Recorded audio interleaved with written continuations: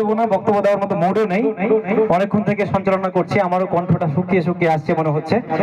ধরেন একটা বোতল, জলের বোতল। এই জলের বোতলটা খাবার জল আছে। এই খাবার জল, পানীয় জলটাকে আমি এভাবে রেখে দিলাম এখানে, মুখটাকে খুলে দিয়ে মুখটা খুলে নিয়েছি। এদিকে প্লিজ, অনেকক্ষণ দেখলেন, এবার আমাকে একটু দেখেন। জলের বোতলটা আস্ত জল ভর্তি আছে, জল ভর্তি বোতলটাকে মুখটা খুলে নিয়ে আমি রেখে দিলাম।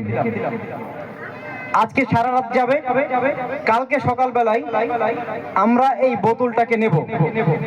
যদি আজকের যিনি চিফ গেস্ট আছেন তাকে যদি বলি যে আপনি জলটা পান করেন, করবে? কথা বলছে না। এই সারা রাত ধরে ওপেন ছিল, বোতলে জল ভর্তি ছিল, মুখটা ছিল না শুধুমাত্র। এখন বলেন, এই জলের বোতলে যে জলটা আছে, এই জলটাকে ওনাকে দেওয়া যাবে?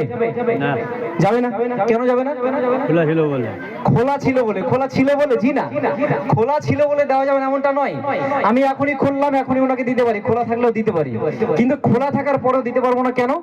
এই জন্য দিতে পারবো না, সারা রাত ধরে খোলা ছিল।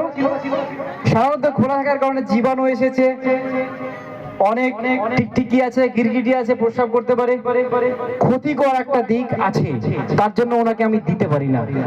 যদি আমি ওই বোতলটাকে এক রাত নয় 3 রাত্রি পর্যন্ত বোতলটা চিপি সহ যদি লাগিয়ে রেখে দিই, 3 দিন পরে যদি ওই বোতলটা ওই গেস্টকে দিই, এই বোতলটা দেওয়া যাবে না? যাবে না? যাবে। কেন যাবে? কারণ হচ্ছে জীবাণু থেকে মুক্ত আছে। তাই এই ছোট্ট উদাহরণ দিয়ে আপনাকে বোঝানোর চেষ্টা করলাম। যদি আপনি নিজেকে পরিপাটি করেন পর্দার মাধ্যমে, যেমন করে জল পরিশুদ্ধ থাকে মুখের মাধ্যমে, ঠিক তেমন করে আপনিও পরিশুদ্ধ এবং পরিপূর্ণ নিরাপত্তার সাথে থাকবেন শুধুমাত্র হিজাবের কারণে। এটা হচ্ছে মূল মেসেজ।